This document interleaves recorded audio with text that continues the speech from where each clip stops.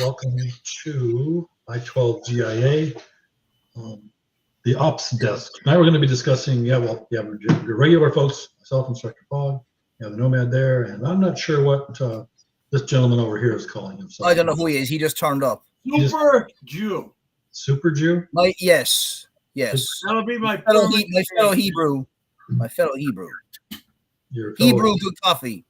All right, so Hebrews and Hebrews. All right, so anyway. Yes, the Talmud. We are going to, a couple of things have changed tonight. We're streaming live on YouTube. Down here, scroll this little thing, the sticker thing. For anybody who's interested, you can see where you can find us to live stream right now. We can also chat through there if you want to. You can get a hold of us. And then the show will also be recorded for viewing later. Tonight's topic is one that's kind of on everybody's mind right now, or it should be anyway, and on the news. It's attacks on first responders.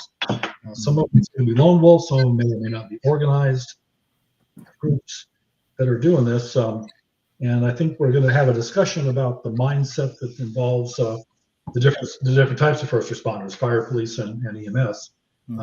Everybody wears a different hat, or as a result, everybody has a different mindset. So we'll go ahead and get started off with that right now. Who wants to fire us up first?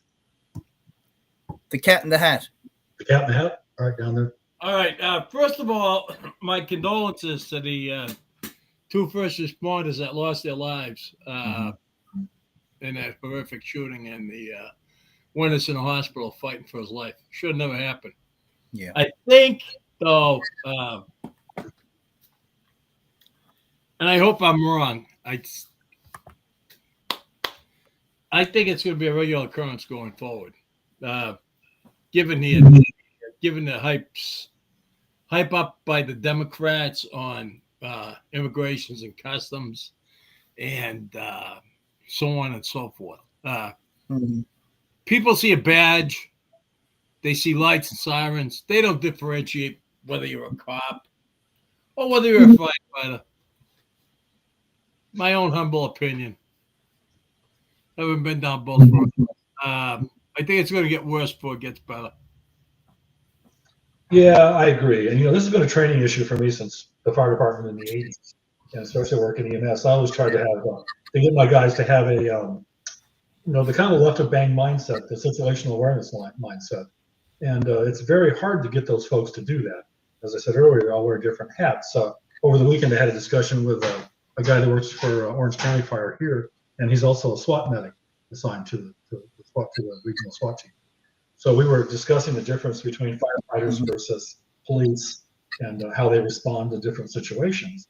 And it seems like going forward, I think the days of hot, cold, and warm scenes are going to be over here.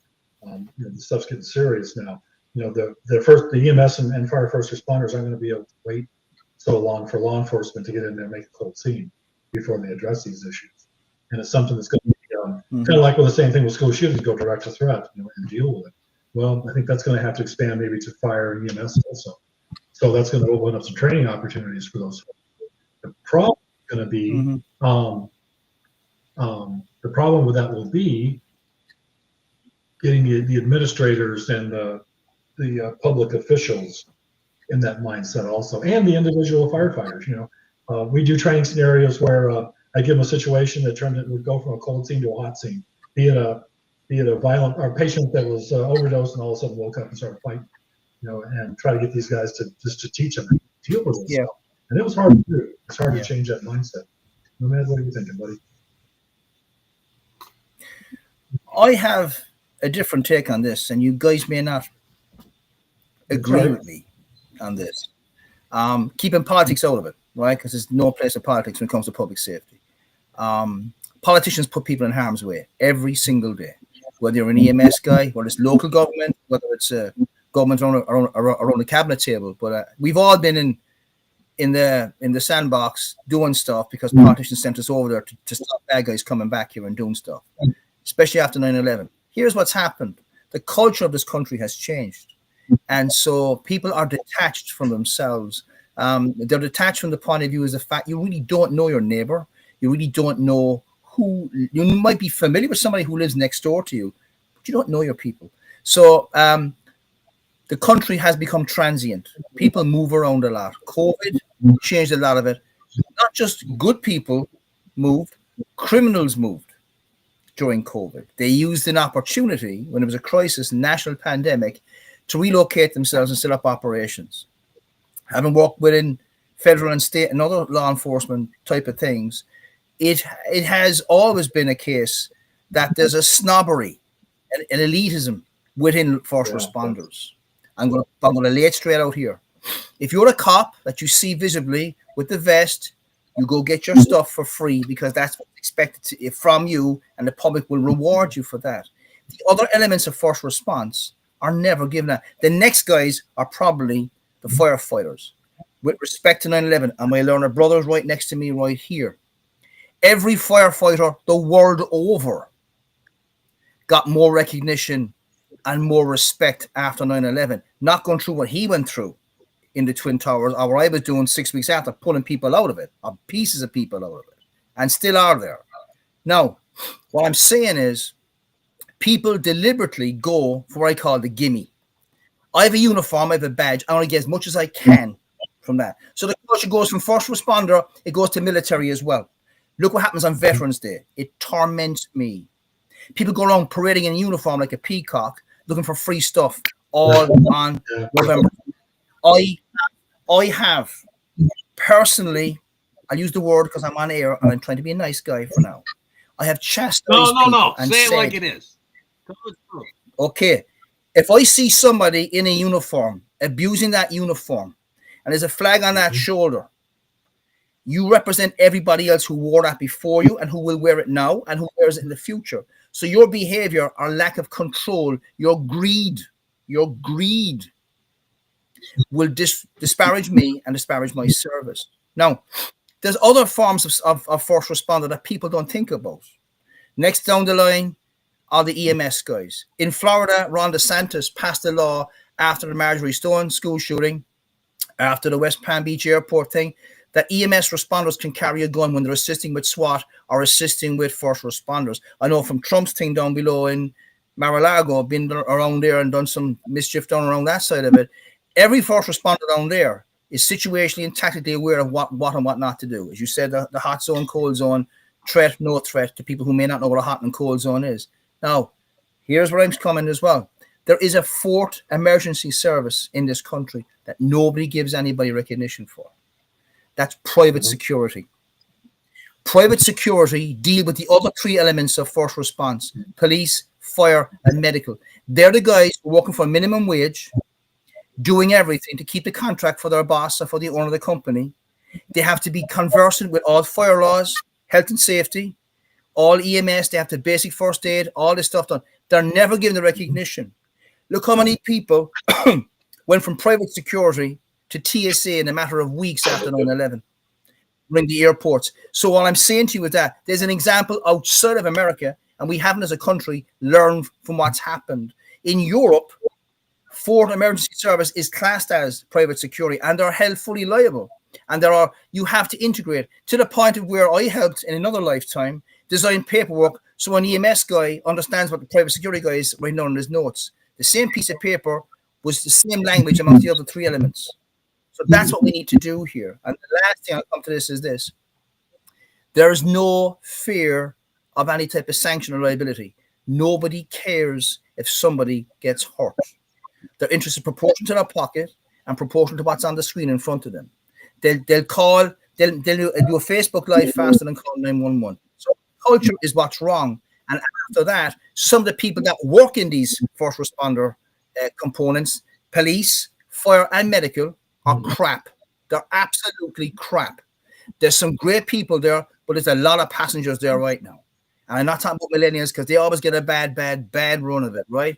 You can have a guy my age who has less experience than a guy who started 6 months ago, and because of attending to a road accident scene or a multi-vehicle accident, right? And he starts off ICS and he gets everything going. The first person on scene is the scene commander until somebody else comes in. So our training is one, our culture is two, and our recognition of those people who put themselves on the line every day, even for minimum wage, is not good enough. Point of personal privilege. Yes, sir. Chet. So in regard to your comment earlier, having been 9/11 first responder and having been caught in the collapse of the Trade Center, battalion chief is on the way to a fire. He's getting on the radio is blaring in the background. Chief, we're getting multiple phone calls on this fire. Bada bing, bada boom, whatever. And my mind is thinking, okay, what do I got coming for apparatus and manpower? What do I got for exposures in the area and stuff like that? I'm not in the mindset of thinking I'm going to be ambushed when I get there. No. So how do we? How can we say like situational awareness factors into? I mean, we've got to teach them that, but we haven't got to that point yet. Am I right or wrong? No, go ahead, Mohammed.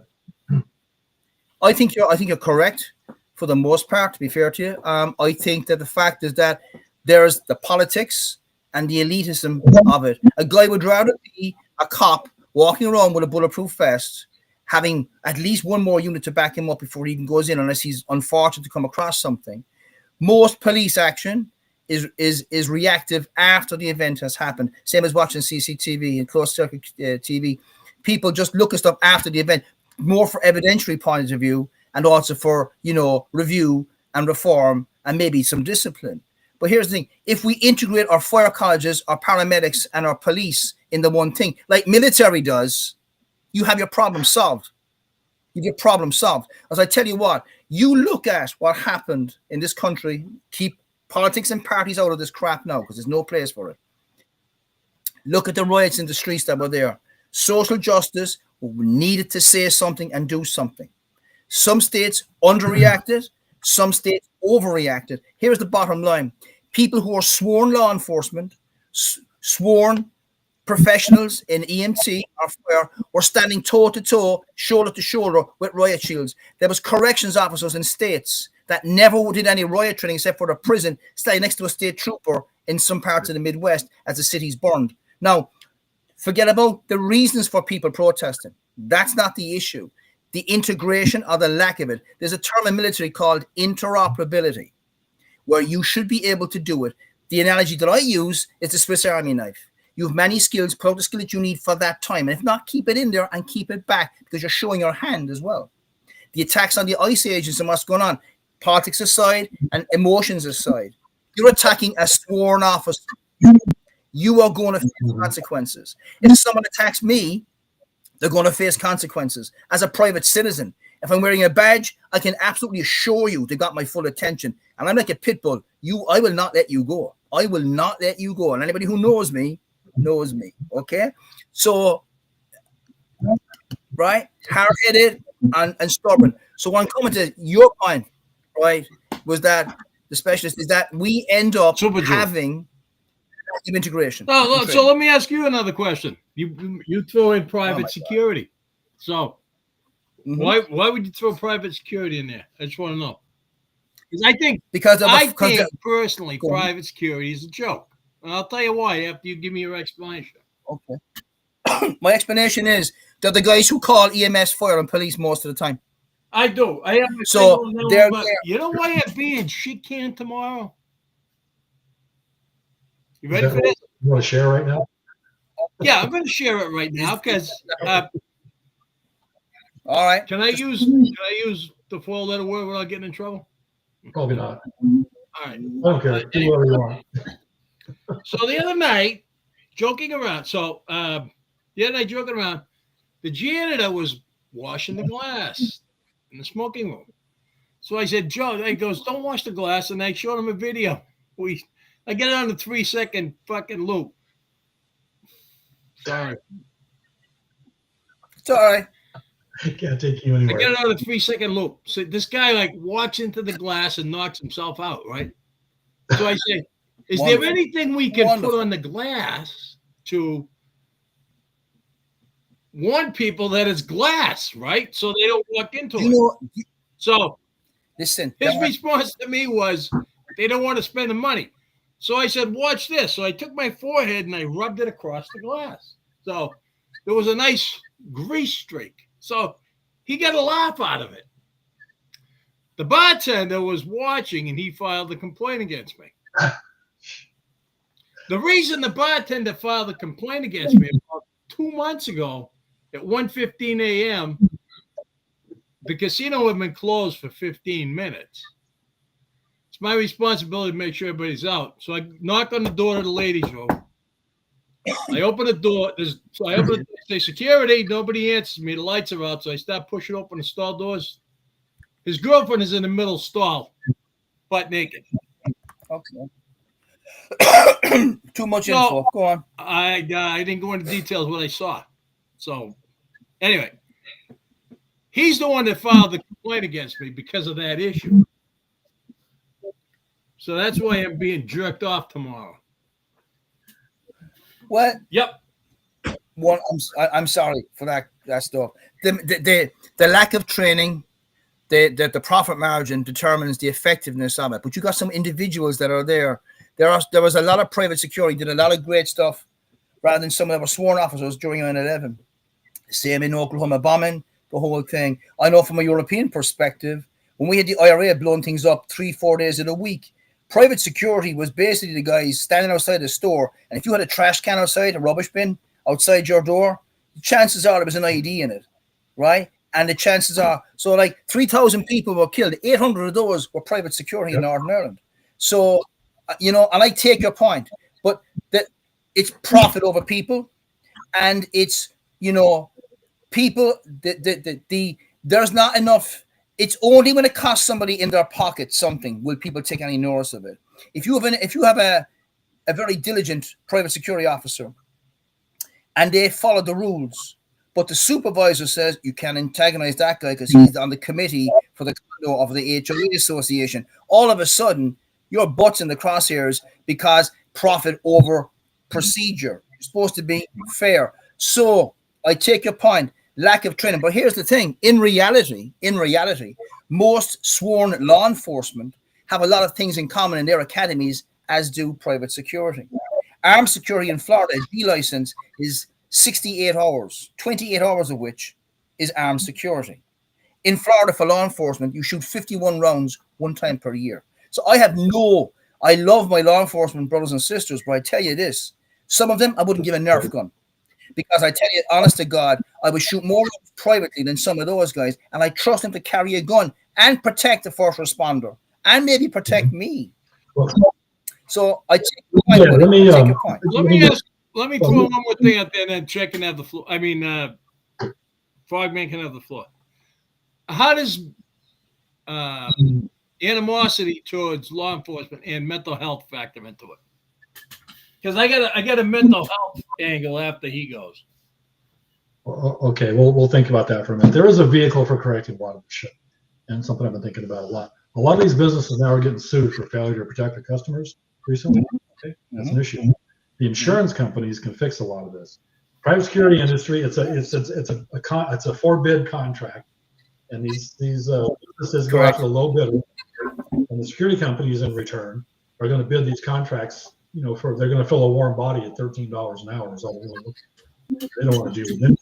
Yeah. If these insurance companies start demanding that these standards be raised and competent people are put in those positions and they're paid what they're worth, I think that's going to change the industry as a whole. That doesn't apply to proprietary security, though. For private security? Proprietary. In other words, the proprietary casino I work for, they're their own security company. We don't hire outside people. So the most they'll allow me to pay my guys is fucking $20 an hour. Okay. Well, yeah, I get that, but that's where the insurance. And complicate that. Put yourself at the beach where there's no parking, right? Takes you 3 hours to get to work and 6 hours to fucking get home. Who the fuck wants to work for that? And then be subjected to that abuse and torture in the meantime. Yeah. Well, can I jump in? And I hear what you're saying, right? I'm playing devil's advocate here, right? So I have my own opinions on private security. There's just some terrible outfits there, right? Here's where I'm at. If you're in the middle of a concert, right, and private security are on the pit in event security, whether it's an Orange Bowl, whether there's something going on, okay, the private security guys are the guys who are going to call and direct these other emergency services in. So there's a working knowledge. Local knowledge is everything in everything that you respond to. Everything, right? The intel you get as you're rolling up on something is going to be probably wrong because it's already late. Because once they tell you it's already history and it's already freaking changed, right? Number two, as regards rates of pay, it's profit. It's profit. The least I can pay, and most, in my experience, because I work private security, I've worked a lot of private security, right? A lot of private security, the better rates of pay are from sworn law enforcement, who instead of earning $25 an hour for their agency or for their sheriff's office or for OPD, whatever they're doing here and down in Orlando, they're earning $90 an hour because they're standing there because they're hiring a car and a uniform and a gun. But guess what? That officer has powers of arrest, but unless he's hired through the sheriff's department, he's the same as a G licensed private security guy. So his ability to fully encompass stuff, that's it. Why do you think most of the state troopers want to work nights and work in construction projects? Because they're $100 an hour, some of these guys. So they'll earn a half a week, they'll earn a week's salary in one freaking evening, right? And the licensing of security in Europe, the Brits were the first to come up with around 2007, Security Industry Act. Then the Irish did the same thing with the Private Security Services Act. That was in 2007. So what they did was they took the crown off one and put the harp onto another, and they basically did it.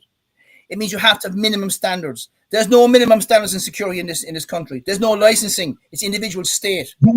Very recent, 10, 15 years ago, there was no standard for law enforcement in Florida. It was individual sheriffs or chiefs of police. And here's my bite. A police chief in a city is unelected. He's appointed by a city manager. He's not elected by the people.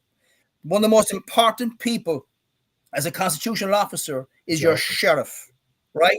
He's elected by the people, for the people, by the people, we the people, right? Private security, how many guys, just because they've had a badge in a previous life, all of a sudden start up a security company and they pay their guys crap?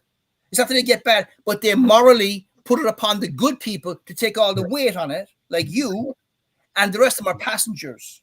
So when you do your job, you're penalized for doing it. A 50-cent sticker on a piece of glass would have solved that problem rather than doing the window licker thing that some people wanted to do.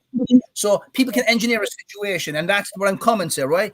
Stop that now. You're nasty. Nasty. Naughty. Righty. So what I'm saying is the standards are proportional to profit in private security. Let's give him a fair break. Manny's a law enforcement guy, came from private security. When you compare private security, you can't compare it to proprietary security. Two different things. Somebody that you contract with is usually just observe and report. In my case, my guys work directly for the casino. Right. So here's another problem I got. We've had three shootings in the last month, and one incident where a gangbanger tried to get into our building, and one of my guys stopped him because he was armed. He disarmed him. So I said to my boss, "Hey, a lot of us got body armor, like to wear it." I get a no from him. So I go to the AGM and I say, "Listen, this is our fourth incident with a gun. I don't want to make it look like I'm going over anybody's head, but I think we should have the right to wear body armor." So the AGM approved with my guys to wear body armor when my boss said no. All right. Okay. I'll give you the answer to that straight away. Body armor is personal protective equipment. It's covered under OSHA. If you work in an industry that has a propensity or experience, historical or otherwise, to violence, you're entitled to proper PPE because the bookies in suits, who are the insurance guys, mitigate that risk. They basically figure out, hang on, three of these guys are working. They're all three prior military doing special nuisance stuff. So they're highly trained from another life. Now permanent into a private security or contracting, proprietary or otherwise. Your training goes back to the default setting. Your muscle memory is it. On your worst day, you're better than 99% of what's out there. Okay? because people's decision in the morning time is Dunkin' Donuts or Wawa, and the day is freaking automatic after that. So the bottom line is proprietary security. Listen, I work with private military companies, right? Some of those guys came from law enforcement, and I'm telling you right now, I had better civilians with a passion and a natural ability, and who were nurtured and were better than some of those paramilitary guys. So I have what you're saying, respect. I'm not going to let private security get slammed when not all of them are bad. Some of them are crap, but most of them. Guy who working in Toys R Us should be different than working as a private security guy inside an IRS, because the risk is different. The seesaw is different. Risk goes up. My boss was a deputy sheriff in Kentucky. It shows that he had a fucking horse bit in his mouth. Okay, I'm gonna leave it there. Okay, good enough. All right, let's get this back on track, fellas. I'm not sure how we get off on private security and mental health here, but no Tim Walz. Randy, you had something about, or you got me doing it now. Special. Yeah. So a couple months ago. So the other day, a mental health counselor who I'm friends with posted on Facebook that the guy that just pleaded guilty today in Idaho, Klobuchar or whatever his name is, should have been. Yeah, he did. Brian something or the other. He should have been hung upside down by his feet and shot through the heart. So I go, well, counselor, as long as we're talking about this, I goes, one of your clients, who I happen to have the privilege of having in my custody several months ago, just murdered her mother 3 nights ago, stabbed her to death. I goes, okay. How do you equate the two? What? You know what I get? Uh-huh. OMG. Okay. That's not an answer.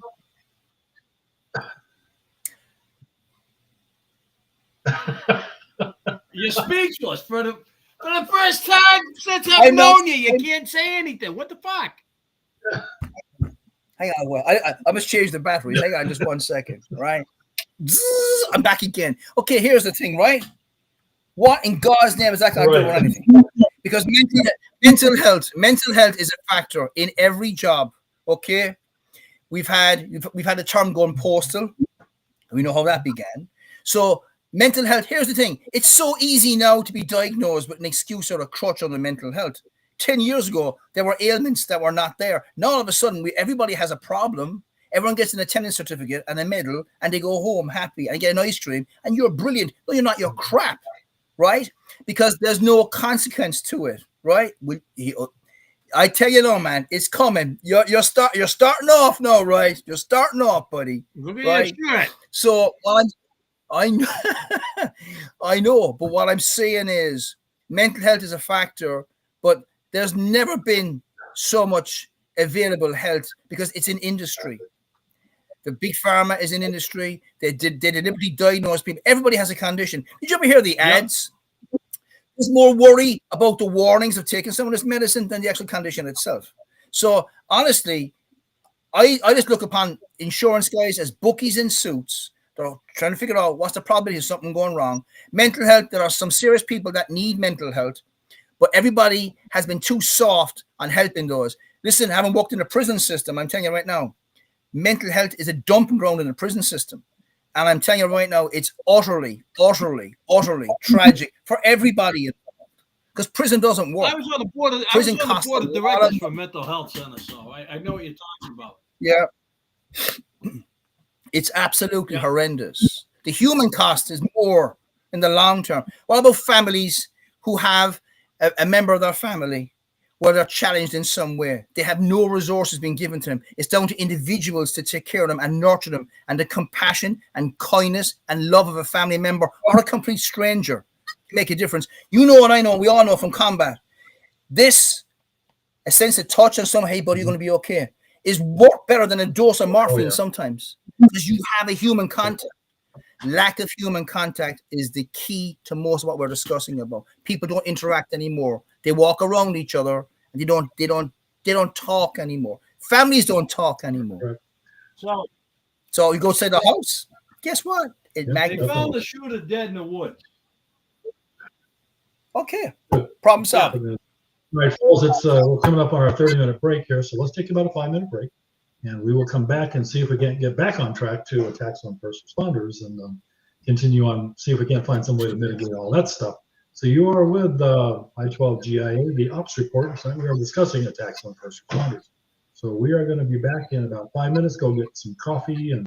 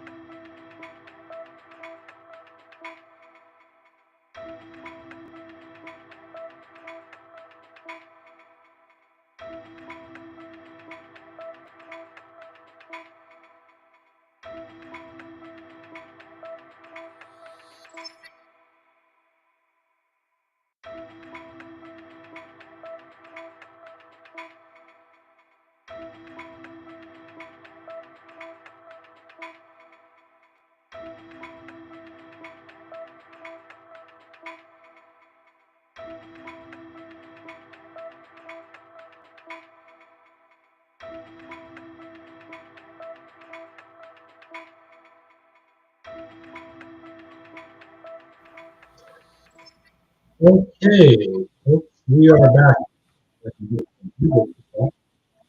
Hello. Okay. Oh, how are you? All right. It's the start. It's a bit to start. Mine is, Oh, yeah. It's okay. no, it's not okay. What's going on? Wait, oh, yeah, I know what it is. I know what it is. Disregard. Can you hear me? Yep, I got it. Yeah, we can, buddy. We Right, I can, fixed bro. Um, can. I can- Sweet. audio. You're good. Okay. You're good. And I had You're good. we're streaming live on YouTube. I'll fix the other issue just in a moment. If you want to follow us live, we're live streaming on YouTube. The address is down there, youtube.com @by12GIA Real Talk. And you can see us there. There's a comment section open, all kinds of good stuff. So let me correct the other issue here just momentarily, gentlemen, and we will get us back on. Okay. That. This. And then maybe. All right, folks, technical difficulties. Oh, okay, and now you have the names of our presenters left, but one of those needs to be changed because we have one gentleman that seems to like to change his. Can't figure out who he is today. But we're just going to leave him like he is and not worry about it. Yeah. So, Dr. Seuss. all right, continuing on. We are having a discussion about attacks on first responders and how pro are screwed up today. Can I pose a Of course. question? Excuse me. I'm sorry, folks. Okay. Choked up. I'm just so emotional right now. Oh, it's okay. It's Oh, past. yeah, I'm it's good. sleeping. I'm good again. All right, it's cool. Each of us answer this. If you were in charge of a training academy for emergency management in your county, what would you? I would have an across the board blanket class on situational awareness for every first responder out there, including ambulance crews, EMS rescue crews, fire departments, police. It would be standardized across the board for everybody. And I would also throw in the administrators and command staff and everybody else. I'd make it a mandatory requirement to attend that training. Best answer I've heard all night. That's how you change the culture, and it's got to start in the police academies and the academies. It's well, here's the thing. Police academies, when you're doing a state exam in most states, in that same room, there's firefighters, EMS guys, and cops, corrections. Everybody's put into the one box, right? And you just get a version of what you come up with on this, whatever it's called, freaking Purdue, whatever the hell it is, right? Whatever those English-based exam system. Anyway, neither here and there. Brother Reddy, what would you do? I do the same thing. I'd include everybody: first responders, EMTs, basic life support, private security. I'd incorporate the whole group under one umbrella. Because when I would agree. Rotary oscillator for the second time, rest assured, we're not going to be standing shoulder to shoulder. Yeah, exactly. You know, nobody should be left out of the circle of. I call it the I call it the circle of life. Yeah. We're going to say, Grocery store, you open the door, put your back to the door, bring the grocery cart into you. So you don't give anybody a chance at your back. You don't give anybody a chance at your front. You get the cart between you and the beggar. So include everybody in the circle of life. Yeah. That's what it's all about.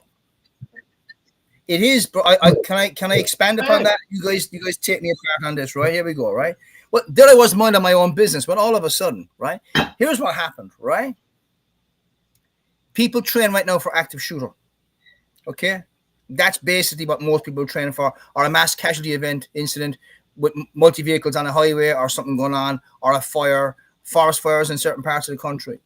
Okay. School shootings, yes. What about the equipment? What about the language? What about the laws? What about the vicarious liability? When you wear a uniform, you have sovereign immunity from the state or agency that you got there.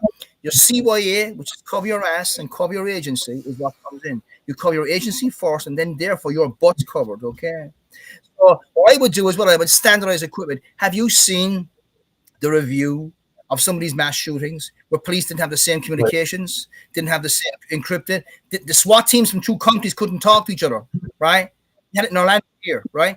So there's more coordination with Mickey Mouse and Disneyland than there is when there's a multi-agency response to an incident.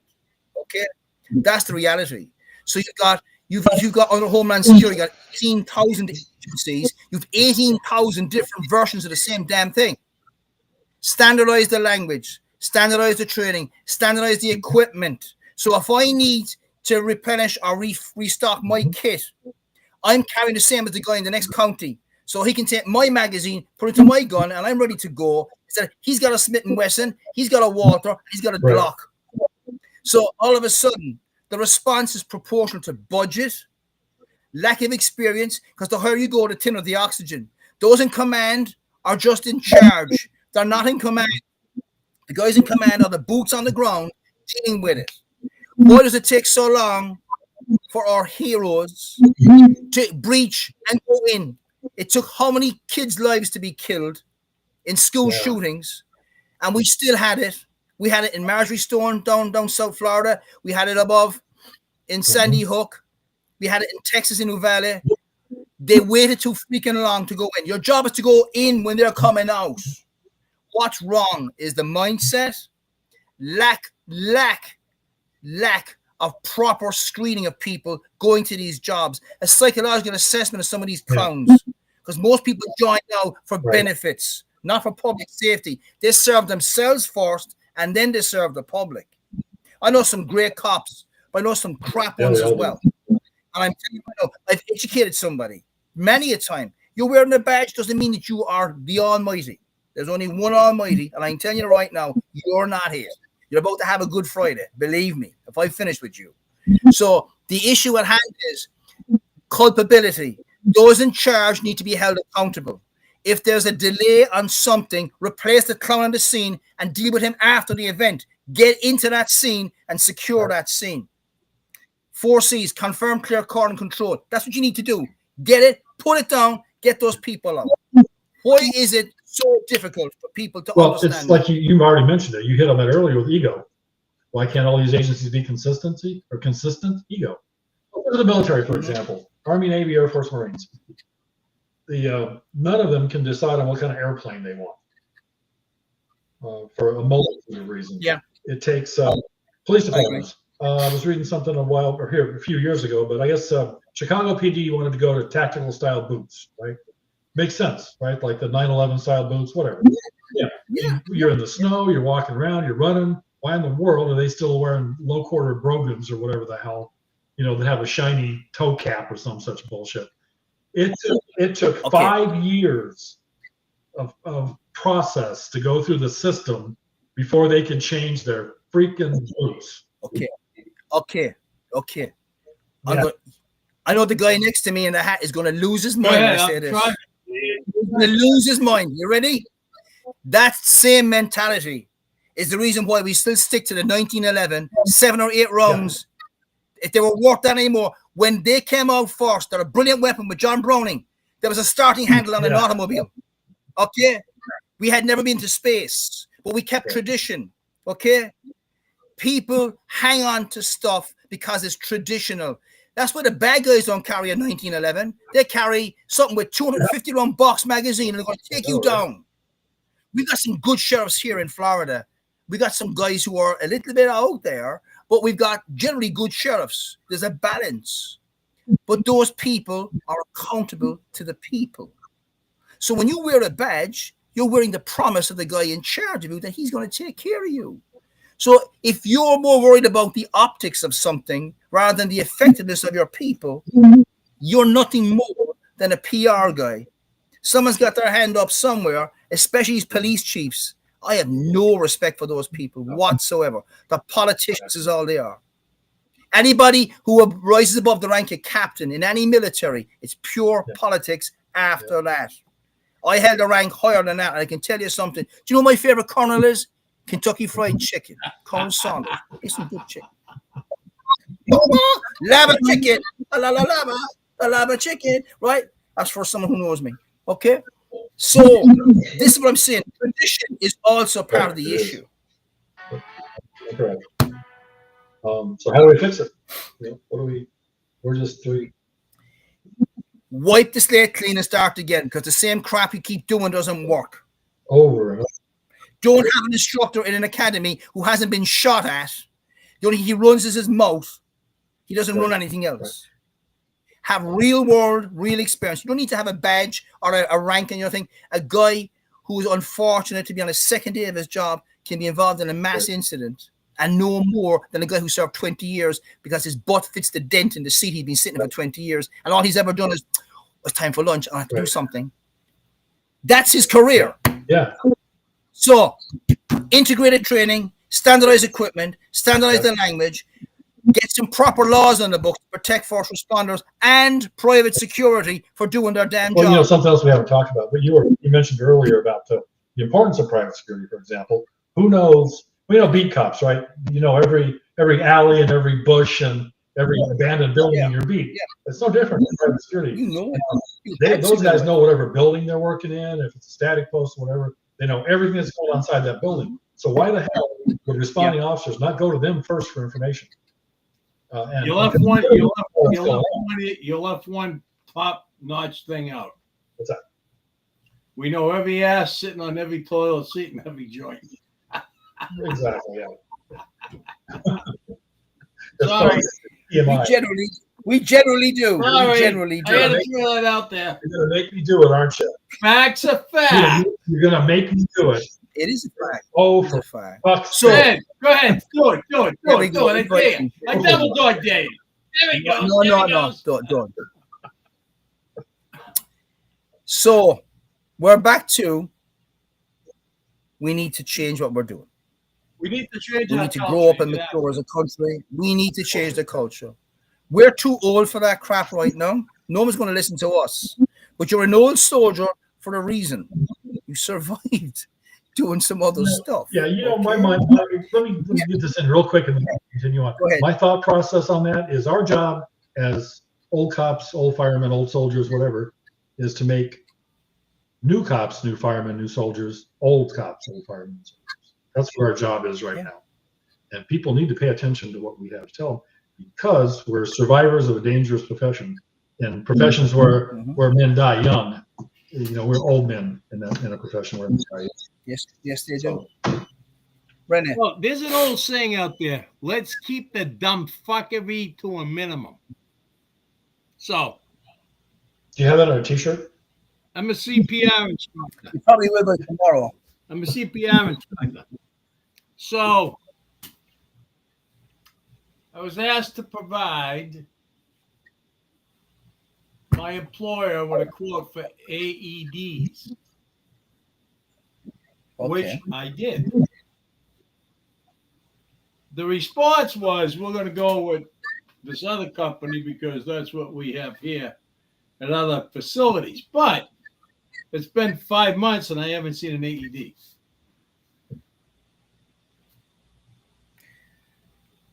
Okay. How many different types of AEDs are there? And how many different types? The budget is really what dictates sometimes the equipment. I had a guy he's senior in the sheriff's department. He's telling me they just gave us money to change our issued weapon, but they gave us no money for holsters. So they expect to change from a Walther to a Glock, and it's going to fail. Tell him to shut up and go out and get a concealed carry holster. All right. He's getting a $1,000 gun. What's he crying about? His taxes are paying for it. My taxes are paying for it. I got you. I'm only playing with you. But the bottom line is this, right? You have these idiots in charge that don't know what they haven't done a qualifying in freaking 20 years. Here's my point. They put me in charge of teaching CPR, first aid, and AED, right? I recommend the brand of AED that I carry in my truck. Perfect. They won't fucking buy it. I don't get it. because you suggest they still haven't bought the cheap shit one, the training device that they were going to fucking buy to begin with. Yeah. I still got nothing to work with. Yeah. And that's why you're going to have. You'd be better off carrying a can of Fix-A-Flat. You know that, right? Flex Seal. There you go. There you go. Expanding form. I like the guy that makes the boat out of plastic with Flex Seal and goes zooming across the lake. Yeah. All right, fellas. Nothing. We've got 5, 10, 4, or 9 minutes left. Well, we've achieved what? I don't know. We have identified. I think we brought out the awareness of assaults, integrated training, assaults on first responders, and how lacking first responders are. Yeah, standardized equipment, tools, and training. Mm-hmm. I think this has been a mission critical. I give it a passing grade podcast because people are now going to be aware of what first responders are dealing with when they respond to incidences like that. You don't know, But you're dead right. Listen, you have a guy who comes out of an academy, out of a police academy. He's 18 to 20 something years of age. I know guys here in Orlando, they're 19 years of age working for a law enforcement agency because they're under 21. They can't carry a gun outside of their duty, right? So that's where they're at, right? Number two, they tend to copy the instructors in these academies. All of a sudden, 10 years goes by, they got a built-in airbag. They can't reach the freaking holster because their belly's in the way. So, I mean, there's the reality of it. How many people, listen, if a person can't bend down and pick up a pen that they dropped on the ground, there's no way they're going to save my ass if something's going down. Okay? So the personal responsibility of every individual who's tasked with public safety, nobody's calling out first responders on that. It is incumbent upon you as a public servant to be fit for duty. So if you gain 20 pounds and you can't see your feet since 1996, you've got a problem and you can't save my butt.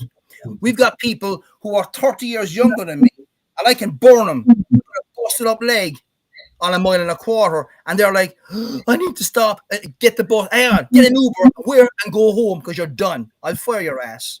So that's where I'm at. If you allow what is there to continue, you deserve what you get. I'm telling you that right now. I agree. My God, what happened? Wow. The only thing I change is you can't see the head. You can't see the head over your dick or over your fat belly. That's the only thing I'd change. Other than that, spot on. That is, we were doing so well. That's poetry. So well. You're poetry. I agree 100% with everything you said. I got you, buddy. I back at you. All right, Fog, wrap it up. Yeah, I think so. We're closing up 53 minutes. All right, folks. An interesting podcast. I think let's summarize. Okay, we need to start at the bottom. We need standardized training and equipment across the board through all aspects of emergency services. Let's use the umbrella of emergency service. Okay. Mm-hmm. Police, fire, EMS, ambulance, and private security. Standardized training across the board, which makes everybody much safer. I don't know if it's across bottom up or top down. If resources are involved, it's going to have to start top down, but it's got to be mandatory for everybody involved that's involved in our profession. And I think that would solve a lot of problems. Agreed.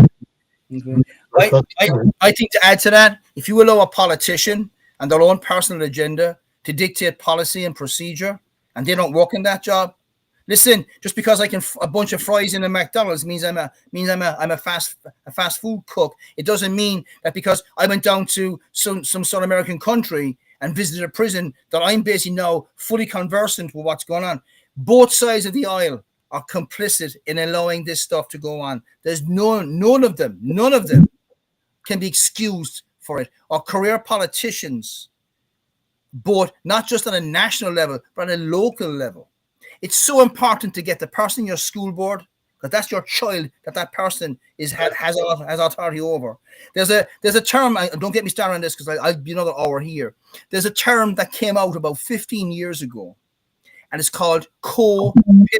And I said, what is that? I asked the school board guy, what is that? We have the full authority over any kid once the parents drop a child to school. I said, whoa, whoa.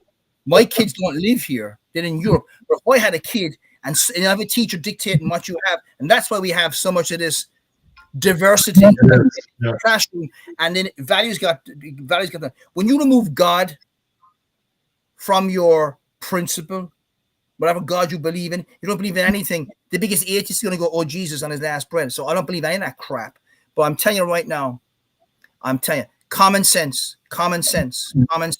Anyone who doesn't share your agenda, vote their butt out of that seat and stop them remaining where they are. Right. Change begins with you. Exactly. Super Jew or specialist or whatever you're going by tonight, you want to do your closing statement? Yeah. I-12 GIA, you go to for training,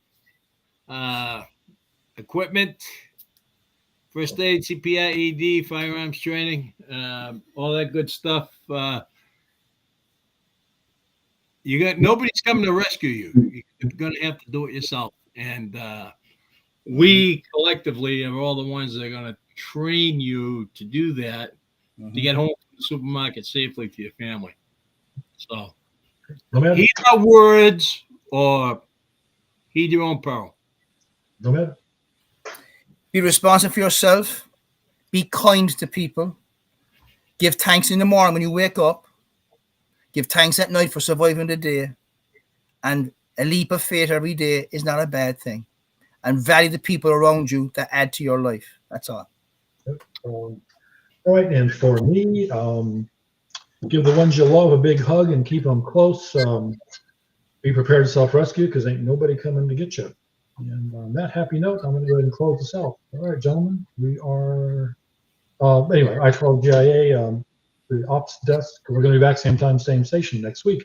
If you enjoyed our broadcast tonight, go to YouTube and do the like and subscribe and try to jump into that a little bit more. It is live streaming, so we have a chat box open and a bunch of other stuff. So hopefully we'll see some more of you folks next time. And that's going to be it. So good night. Be safe. Good night. Good night.